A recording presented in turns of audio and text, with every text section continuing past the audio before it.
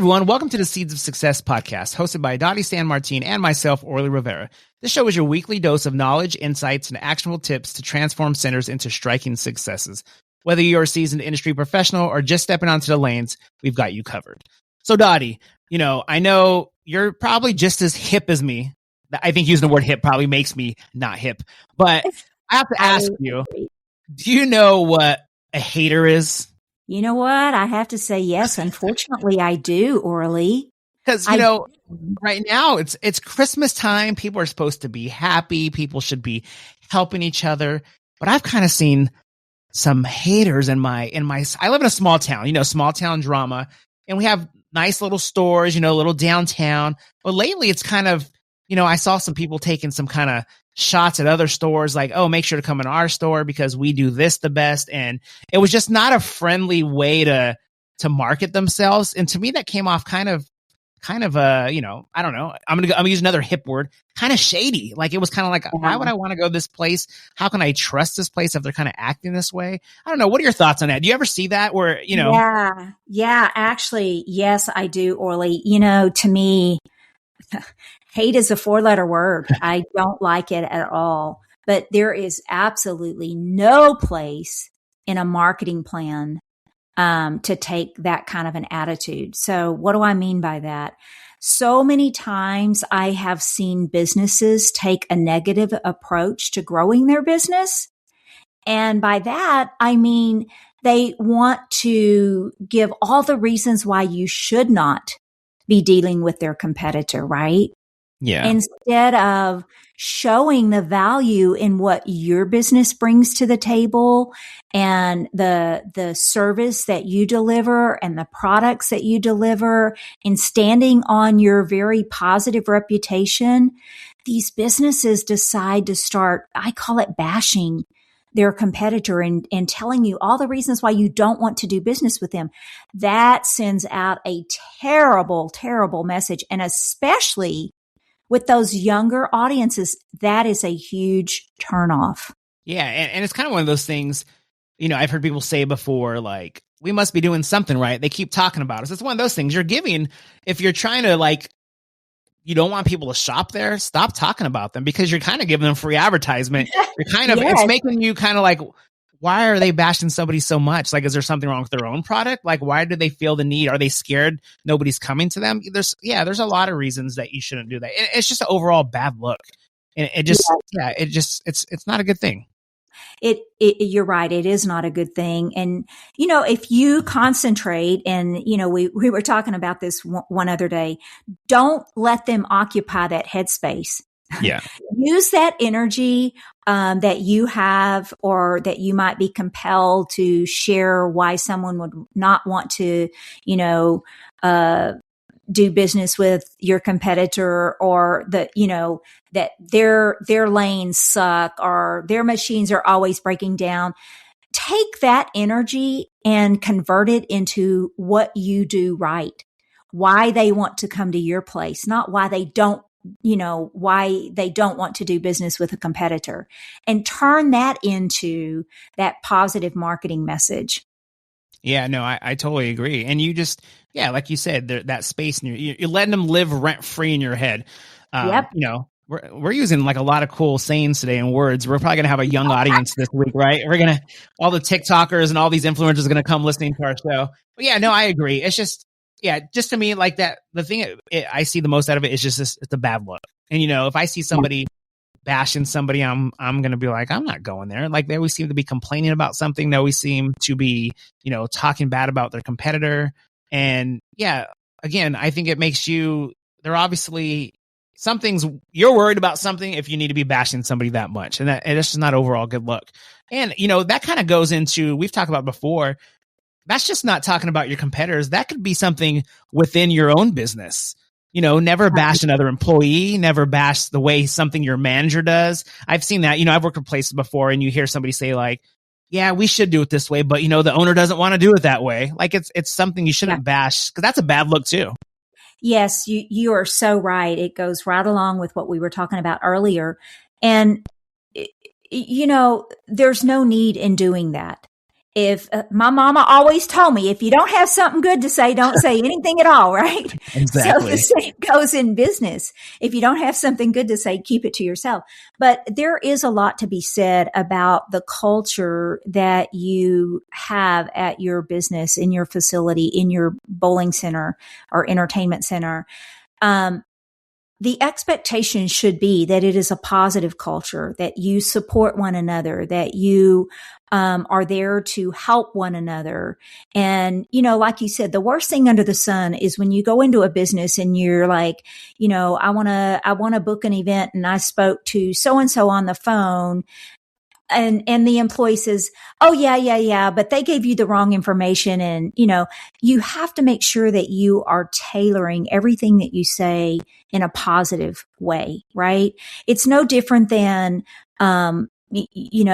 making sure that the expectation is you don't always reply with the negative. You try to find the positive way to deliver a message. Yeah. No, you can't. No, I am not able to. Things like that. How, I am able to do this instead of I can't do that. That kind of approach.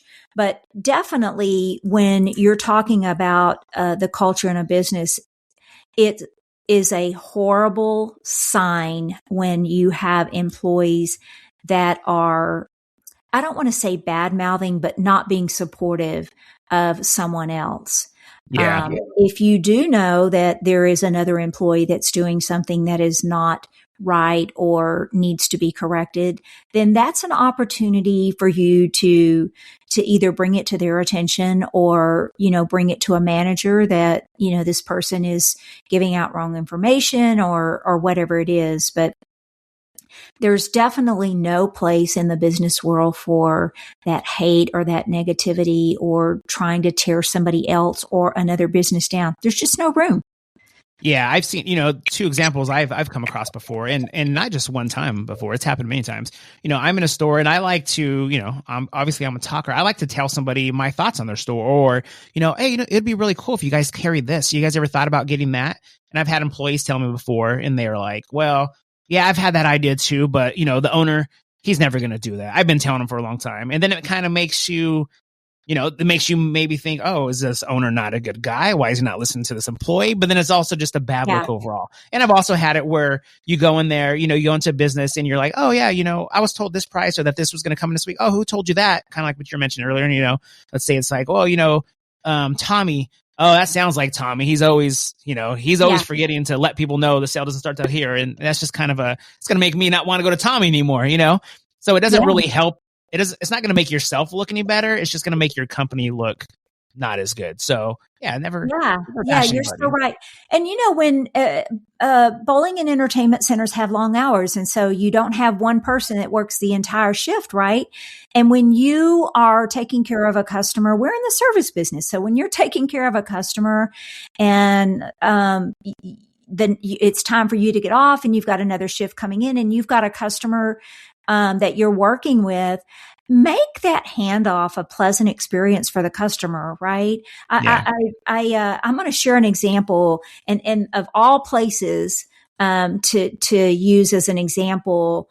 Recently, I was in a hospital room, and the nurse came in to take care of the patient, and that nurse was getting off the shift, and it was such a great handoff because the nurse addressed the patient and said, by the way, just want to let you know that I am getting ready. My shift is ending, but I wanted to let you know that the nurse coming in, she is just amazing. She's going to take such great good care of you. And if you have any problems, she has direct access to the doctor all night. And it was just such a great, pleasant handoff. And it left the patient feeling supported, feeling not anxious because that person, who am I going to have now, but fully in the know. And it was such a positive handoff. I thought, well, wow, that was really cool. She must really get along with her colleague. So that was a great turnaround. Yeah, I was going to say that goes into, when you're in a center, there's times where somebody's getting off a shift and, their table's not quite done eating. And I've had, personal experience, one of the younger kids come up and was like, hey, sometimes, they're worried about their tip. And it's like, okay, don't worry about your tip. But it's like, should I go tell them I'm leaving? Like, so maybe they want to pay. Like, you don't tell them because you want them to do that, but it is a good idea to say maybe like, hey, I'm leaving for the night. It's been great helping you guys today. Orly's going to take over from here. He'll be able to help you with anything you might need. Another reason I feel you want to do that is because I've been into a place before where, somebody's super friendly. The cashier is super friendly, or the person that was helping me get my shoes. And you almost feel like you want to say bye to them. Somebody might, like, if you say, hey, where'd Dottie go? She was helping me earlier. Oh, she actually went home for the day. Oh, I wanted to tell her bye, or thanks again for helping us. I'm like that even with I used to be that way with customers. I'm like, hey, did you guys see the people that were down in lane 7? Oh, they left already. I'm like, oh man, I want to tell them bye. They were super nice. Or, so it's a good reason to, and don't worry about that tip. Somebody's going to get your tip. They're not going to take your money, or who knows, they might. But anyways, no, but, just you want them to be, you don't want to rush them. You don't want to say, hey, I need you to pay now. I'm leaving.